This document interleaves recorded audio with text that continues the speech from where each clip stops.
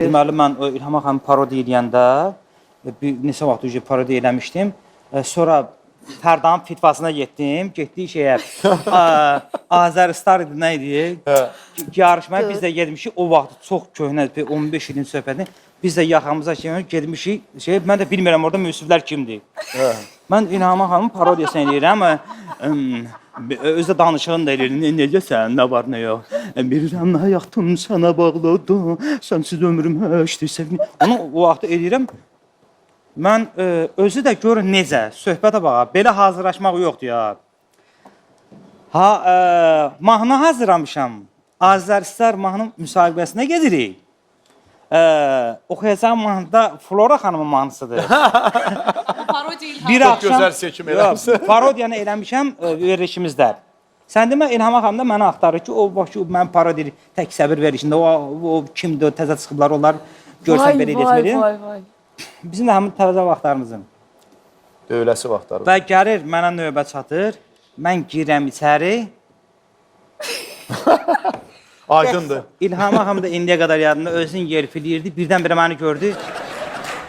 Bizim gözlərimiz bir-birinə belə baxışdı. Mən bir dənə dala baxdım, gördüm ki, qapını örtdülər ki, buyur, görmüyor, qapıda bağlandı, qaldım.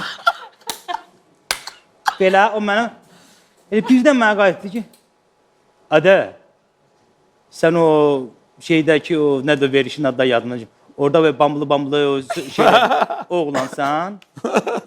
Deyirəm, desəm, yox, başlayacaq sorğu sualatma. Mənim orada ağzım əyirsən, sənin başına bir oyun açaram zat.